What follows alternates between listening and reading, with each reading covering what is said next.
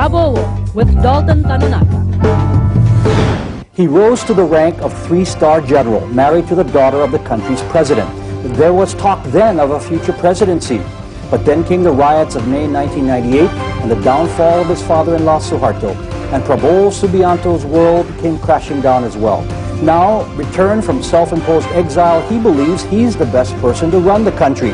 But can he erase the images that connect him to dark days in Indonesia's history? Hello, I'm Dalton Tanaka, and we are in the South Jakarta residence of presidential candidate Prabowo Subianto. Sir, thank you very much for your time and allowing us into your residence. First, let's get a quick chronology of where you went after 1998 and how you got back to Indonesia. You were essentially, I guess for lack of a better word, fired by your superior, General Wiranto, who's now also running for president, as you know. Why did you leave Indonesia at that time, and where did you go? Actually, I went to Jordan. I was on very good terms with, at that time he was still Prince Abdullah, and now he's the King of Jordan, King Abdullah II. Why did you feel you had to leave? I felt actually that I needed space and needed some sabbatical. I considered it sabbatical, and I thought that I would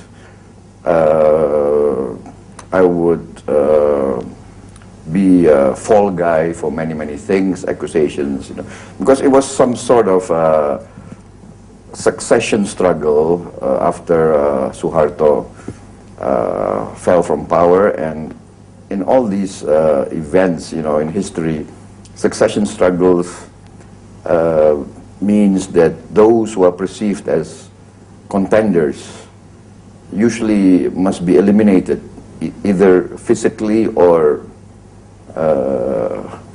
character-wise. So there was real fear on your part of physical safety?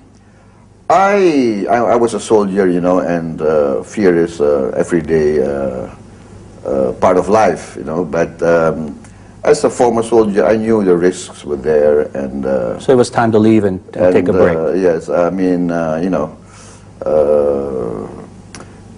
in military history, when you see the odds are stacked heavily against you, it's wiser a bit to withdraw from the scene and that's what you did. Observe what was happening.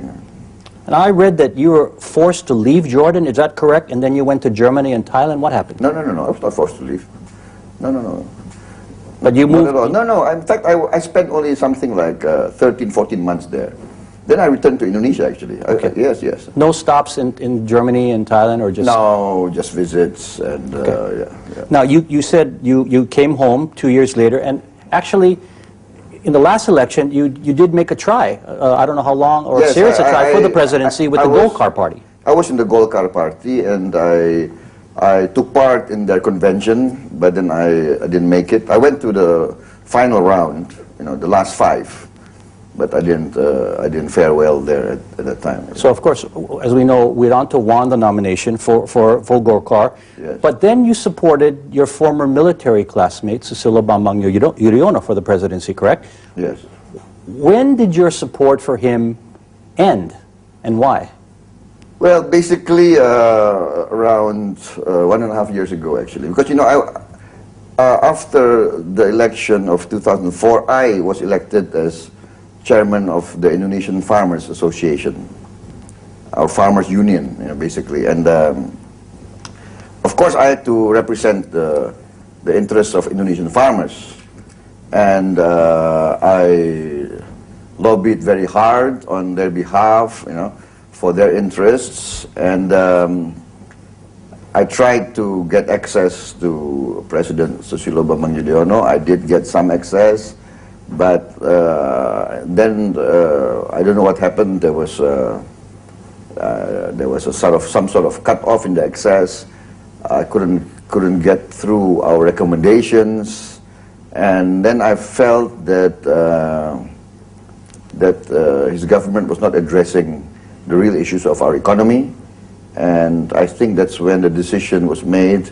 Many of my supporters, many of my constituents, especially the Indonesian farmers, the Indonesian Fishermen Association, and I mean they asked, they came to the conclusion that if we are not involved directly in the decision-making process of a country, then we will always be marginalized. And the Indonesian farmers actually have always gotten a raw deal throughout our history, you know. And that's why agriculture is a big part of your platform. But exactly. You were friends, actually, and colleagues with Yes, SPY. yes. Why do you think he cut off access? Was he just, I mean, was he purposely doing that, do you think? I don't know. I was puzzled. Maybe things like this happen in you know, in the top position. What you call this? There would be an inner circle or some sort of bubble around. I think it happens. But as you said, you represented a lot of people, so it wasn't. I was puzzled also. Yeah. Coming up, why Prabowo says he should be president, and some surprising supporters in his campaign.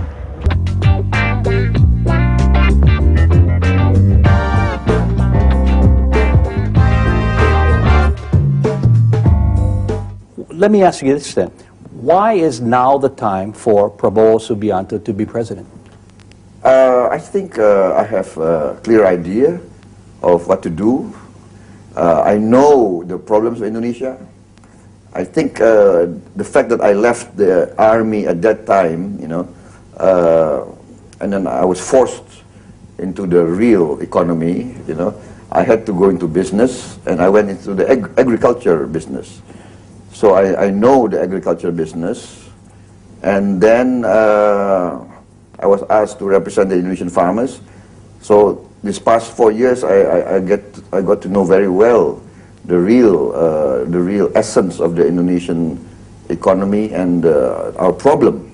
And I think because of my hands-on experience and my empirical experience, I think I got a better understanding of the real problems of the Indonesian economy. You feel closer to the people because of this. Yes, and a more real understanding. You know, I know all the shenanigans of what the business people have been doing, all the scams, all the you have to be in the real economy to know all these ways. And many of our professors, our ministers, our top leaders, you know, they don't know this because they have not experienced this.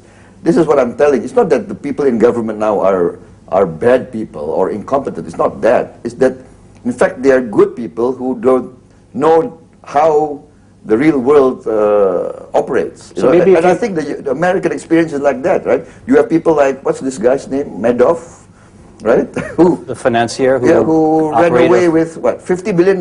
Yep. All those years, you know. How could he fool so many institutions, you know, so long? You know, this is what I'm telling about Indonesia. If it can happen in the States, it's been happening in Indonesia for all these years. So maybe if you stayed in the military, you wouldn't have this experience, right? I wouldn't know this. Okay. I would not know this. So then, your party, Gerindra, was created to help get you elected, basically, if you continued your role in politics. Now, you've attracted a significant variety of supporters. Yeni Wahid, daughter of former President Abdurrahman Wahid, supports you. I just read Halida Hatta, daughter of Indonesia's co-founding father, Muhammad Hatta, is with you. And you know, actually more than interesting, several kidnapped victims who you've admitted some involvement in their cases are now helping your campaign. Now, we'll talk more about that shortly. What is the basic message of Gerindra, and are these people attracted to that message or to the man? I think maybe both. But I think our message is a real message. We actually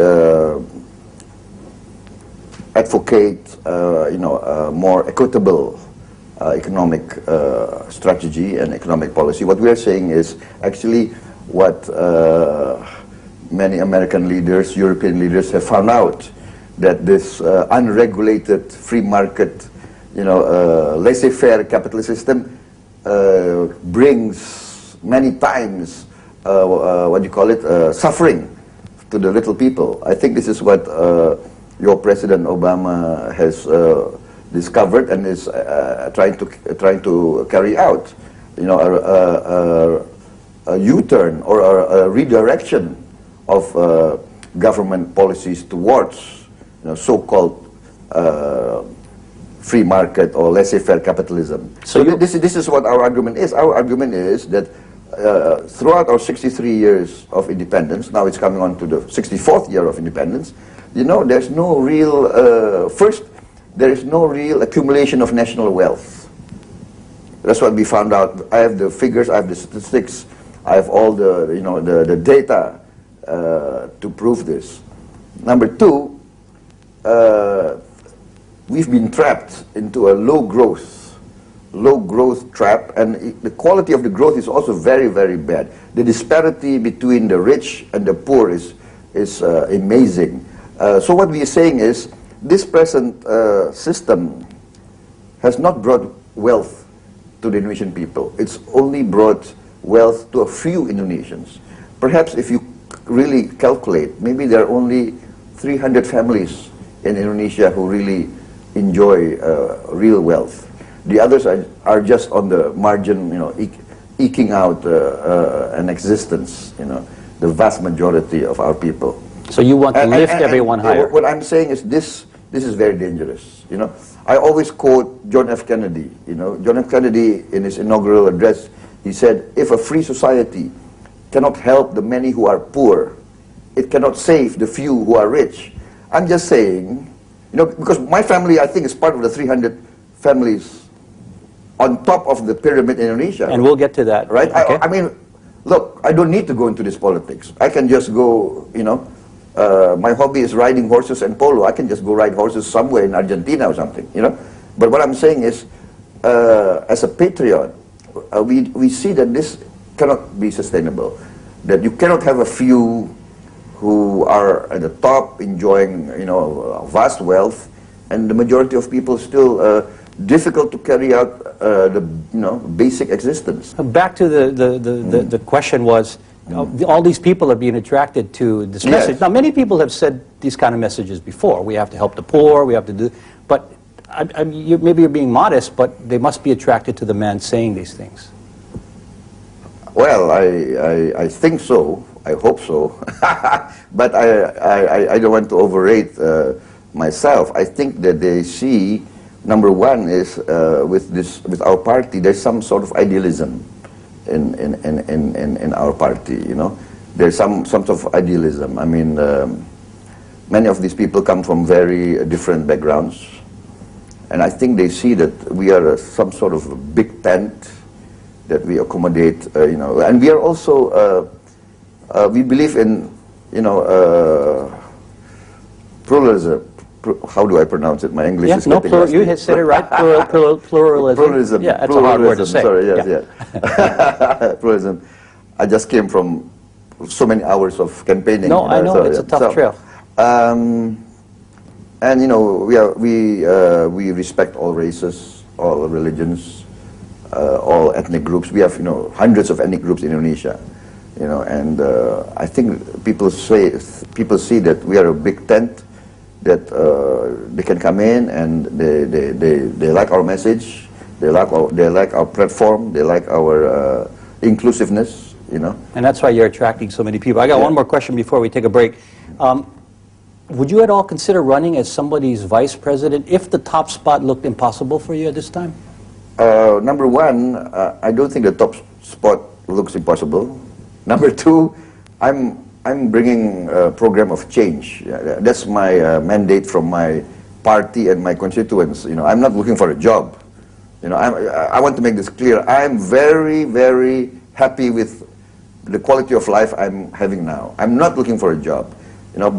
If I cannot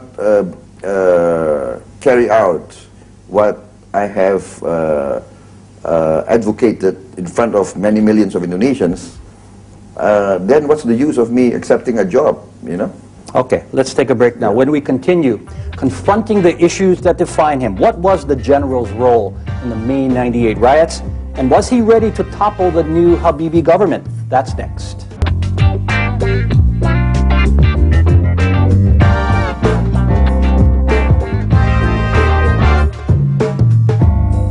I'm Dalton Tanaka, talking with presidential candidate Prabowo Subianto in his South Jakarta residence. Sir, let's get right to the heart of the challenge that you face in winning this election. Let's start with May 22nd, 1998. A book just out by another former general recalls the day when you went to see the new President Habibie. You're familiar with the book.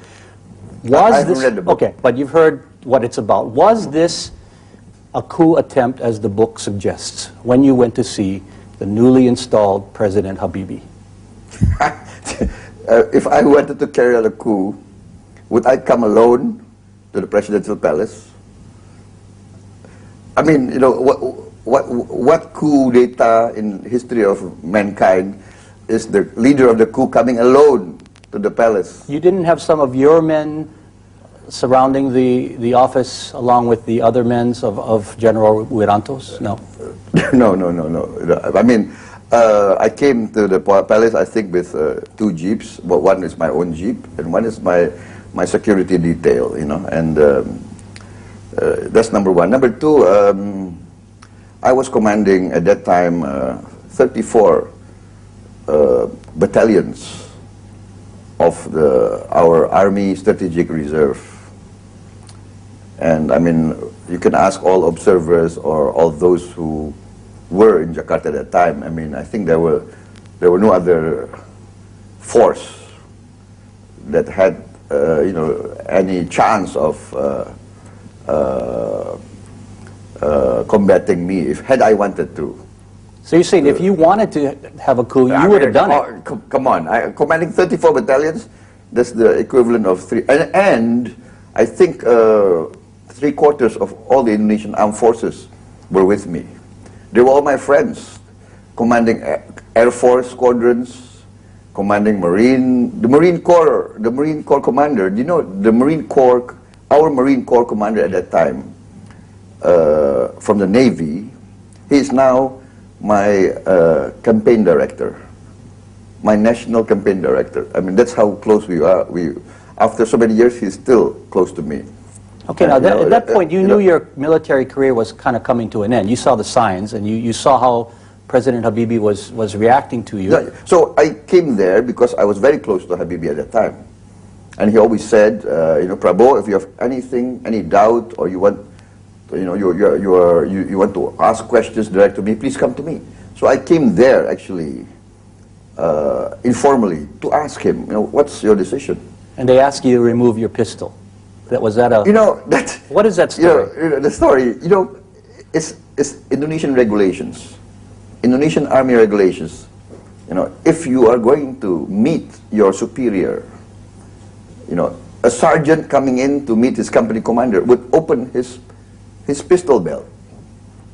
Even without a pistol, he would open his pistol belt. That's our standard operating procedure, is regulations. Because the implication was they're afraid you might use it, right? That was the... Yeah, of course. Yeah, that's what they say. I mean, I think they were paranoid, or you know, maybe they had hallucinations or something. So you went there, and why didn't you? Why didn't you take over or attempt to... Exactly. It never even occurred to me to want to take over power through unconstitutional means. I mean, and then I was educated as a Democrat. I was, you know, I'm by conviction, you know, not by circumstance or by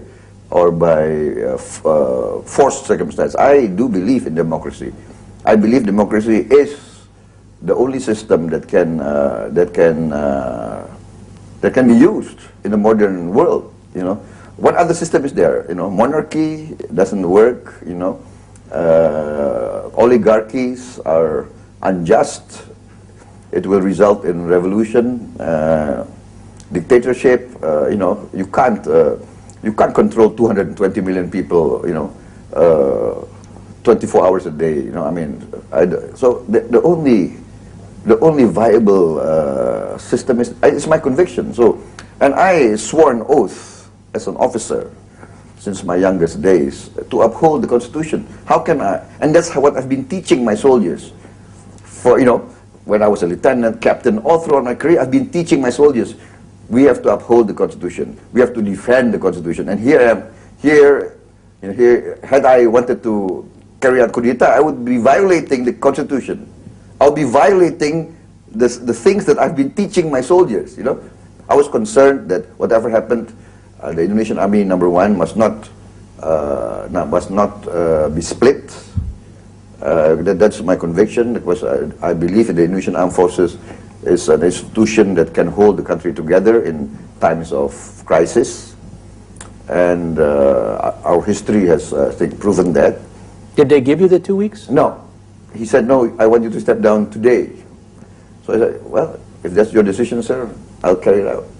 And I stepped down without, you know, without any resistance, without any dissenting speech. I just went back to the Army Chief. I said, okay, sir, I've talked to the President. I've verified, yes, it's his decision. He wants me to step down. Okay, I'll step down. I just want 1 hour. Give me 1 hour to clear my desk. And then... So you were a good soldier when you did that? I think so. Because yeah. if you really were, as critics say, a bad guy, you could have created a lot of problems, right? I think so. 34 battalions, and you know, come on. You see what happened in Pakistan? Of course. When General Musharraf was fired, you know, by the Prime Minister, he took over.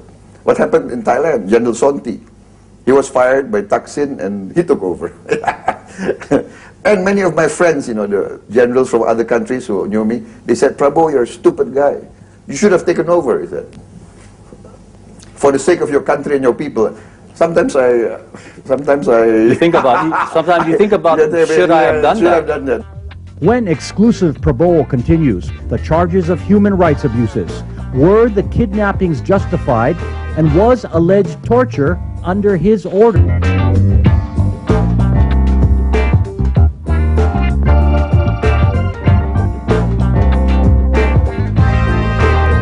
Exclusive, Prabowo with Dalton Tanaka. Let's go back a little bit. The kidnappings. You've admitted, I've read, to involvement in the detention of activists and students in the course of your job as chief of the elite special forces, Corpus's, prior to Suharto's fall. Why was that necessary? Well, you know, under different administrations, different policies are being carried out, or were being carried out. I think it happens in all countries. So at that time, our overriding concern was stability. Stability, you know. And the fear was if there are destabilizing factors, we could disintegrate very fast, because we are a country of so diverse elements, so many races, so many religions, you know, and this was in the 90s, and I think that was the overriding concern of the Suharto administration. So you pulled people in, questioned them, did you? Yeah, so basically, you know, under one administration, it could be considered preventive detention, right? And in one aspect, you know, actually, we did prevent some of these activists. They were assembling bombs, you know. So and actually, perhaps in a different circumstance, we would be heroes. I would have got a medal or something, because my soldiers, you know, our conscience is very clear. We prevented bombings. We considered that we prevented bombings and arson, you know. But on the other side, it's against the Constitution, isn't it? Exactly. So you were talking about earlier about what do you honoring mean? the What do you mean? What do you mean? Illegal detention or no, and under the Suharto regime, the president had extraordinary powers given by our National People's Assembly.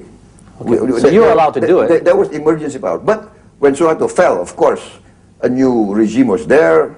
What was perhaps considered legal in a former administration, all of a sudden becomes illegal, and I had to be eliminated from the scene.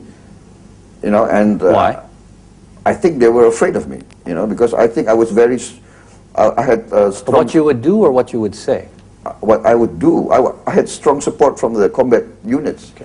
You know, I mean, I was a combat officer. I never spent time behind a desk. My whole career was in the field. I was on operations most of the time. You know. Were victims ever tortured? I don't know. I don't know. Some of them. You've never ordered the torture? I never ordered the torture at all. Completely against my policy. And I think they do realize that I never ordered the so-called kidnapping, the detention. But once again, I had to take responsibility. That is the duty of a commander. I refused to have my soldiers, my officers, take the fall, and I faced the tribunal. I answered, because I think it was a political decision to get rid of me, actually. And I am an amateur historian. I do study military history. I realize, that was what happened. Somebody had to take the fall. Somebody had to take the fall. Somebody had to be the scapegoat. And well, then I've heard. But then the other way, on the other side is, now these guys are fighting for me. I always answer to some of these, foreigners or Westerners who ask us that. Put this in another context. Do you think somebody who came out of Abu Ghraib would ever campaign for the American government? Or somebody who got out of Guantanamo Bay would ever campaign or would ever defend or ever fight for the American government? Put it in that context. But these guys... You have two guys who... three guys, yeah. And former kidnapped victims or in detention, yes, and now they're campaigning with you. They're campaigning for me. Okay. They're trying to fight to make me president.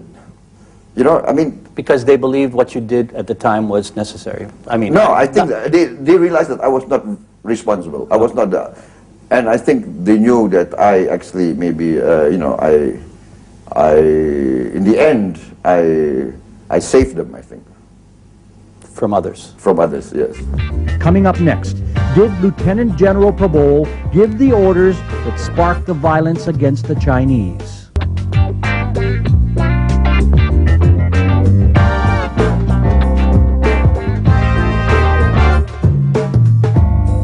The violence against the Chinese in May '98.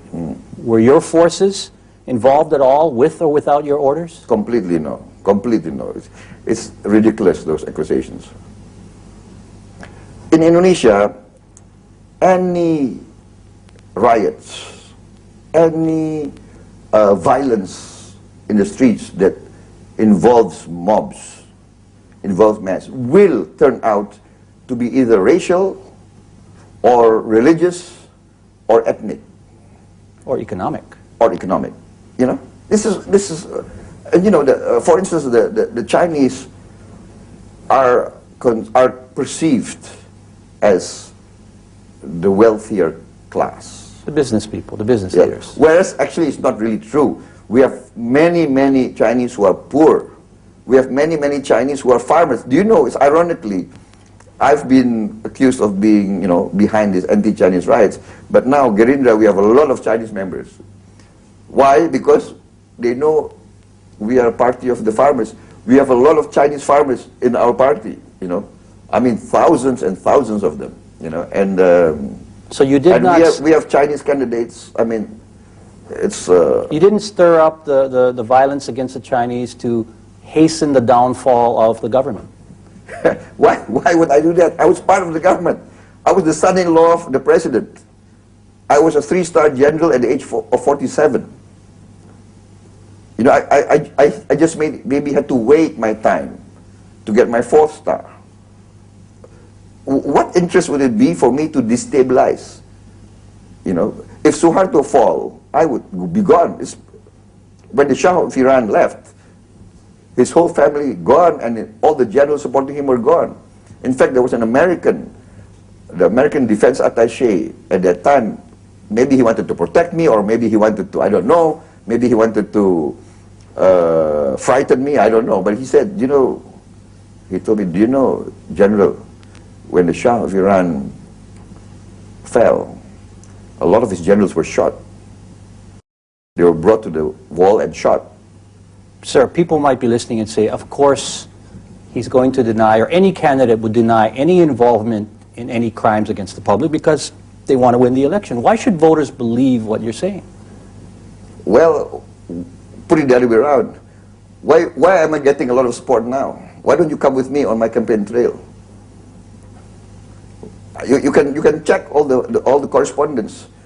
Who has been drawing the biggest crowds up to now? You know, when I take my leave from the crowds, they refuse to let me go. They say, no, go on, go on. And I said, no, I've lost my voice. Sir, can you tell us now then a name who was mainly responsible for the events of May 1998? I have my beliefs, my conviction, but you know, in this type of things, can I prove in a court of law beyond a reasonable doubt? You know, it's difficult. So if I mention a name or names, you know, I can be sued, and then if I cannot prove beyond a reasonable doubt, it's going to backfire on me. I think. I understand, but you know who did it. You know who. I have strong. What do you call it? Beliefs, but it's my belief. It's my conviction. It's my assessment. It's my analysis. Can I go to court of law and convince the court? You know, but I think, you know, history, in the end, will be the true judge. And I think when you add everything up, you know, there will be historians and analysts who will come to judgment. You know, like I said, I mean, what's the logic? I was part of the establishment. It was in my what do you call it? It was in my interest to keep everything smooth. Why should I create riots? You know, and why you know, and then why should I create riots against the Chinese? The Chinese are the trading class. They are the business class. If they are frightened, they will run away with all their money. Our economy will collapse. You know, and who will profit from a collapse in our economy? You know, so the logic was not there, and more important is history is my judge that I could have taken over. Nobody could have stopped me, but I did not. I stepped down without even dissenting protest. And without firing a shot. Without firing a shot. You know, on one hand, they could accuse me of burning the capital city, creating riots, and then when I was told to step down, I stepped down. That doesn't make sense if you think about that. Huh? That doesn't make sense if you think about now it. Yeah. I form a party. I'm running for president. I'm asking for a mandate, you know, for the people, because I do believe in democracy, you know. And if you believe in something, you must give an example, you know. I have to give an example that I am convinced. Even now, many people are asking me, you are chairman of the Farmers Association. You know, theoretically, you can bring, what, 200,000 farmers to Jakarta? 300,000 farmers. I'm also chairman of the Indonesian Small Traders Association. They're in the traditional markets, you know. I mean, I can call a national strike. I can call a national strike next week. Maybe I can close all the markets of Indonesia down. You know, I mean, but no, I said no, I don't want to do actions that are extra-constitutional. Unless we are forced. I mean, you heard there are indications a few days ago, I think it's coming out in the Indonesian press, there's indications of systematic, there's an attempt at systematic cheating. You know, and if this goes on in our election, I think this is very, very dangerous for the future of democracy. You're talking about the situation in East Java. Sir, Yeah. Last point before we take a break. You've never been brought up on any criminal charges for any case, correct? Right. But you've been refused a visa, a small housekeeping thing I want to ask you. You've been refused a visa for entry into the United States. How would you take care of that if you won, if you became president? I mean, I think it's not my decision, right? I mean, if I'm elected by the Indonesian people, I think the U.S. government will have to make their decision. You know, I mean, I answered the same question in front of some other foreign correspondents. I said, I can always send my vice president to the United States. Okay. When we continue, a look at the personal side of Prabowo Subianto and the influences that shaped his life.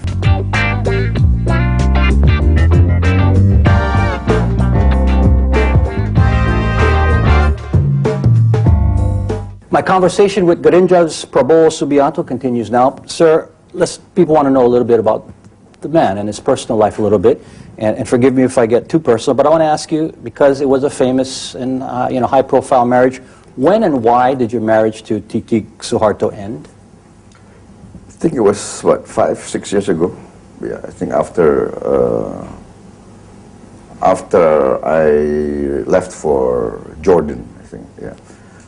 It was personal reasons, some marriages last, some marriages break down. How are you with the Suhartos today? I think better. Yeah. At one time, I think they considered me some sort of. I think at one time I was accused of being a traitor to the family. I read accounts where at a family meeting somebody came up to you and stuck a finger in your face and said, never step foot in my house again. Was that true? Yeah, it was true actually. Yes. But that's why one of the reasons why I do believe in democracy, and freedom of the press, because in an authoritarian regime, palace intrigues and rumors can make perception seem real. There are always people who are whispering, in the ears of the people around the great leader, and I think that this is the weakness of an authoritarian closed. And that's what happened then, you think? I think so. I think there was intrigues, and so I was accused of being not loyal to President Suharto. I don't know what they expected me. And you were still married to a daughter. Yes. So maybe they expected me to I don't know. I don't understand. Maybe they did believe that I was behind, perhaps the riots, or trying to bring down the father-in-law. Because in the history of our monarchies, it's very often that the son-in-law, carries out coudetas against the father, the king. A power grab. In fact, there was the Sultan of Banten. It was a famous kingdom in Indonesia, very famous, very long and strong sultanate. The son, in fact, arrested the king, and then handed the king to the, I think it was the British or the Dutch at the time. But you said earlier you had no intention of doing that. Now you have a son, Didi, who lives abroad, I understand. Will he be involved in the campaign at all? Has he helped you? No, he's not too involved, no. He's not too interested in politics. Not in politics, huh? No. Sir, who is your Indonesian political role model? My Indonesian political role model? I don't have one, actually. I have maybe a combination. Like who?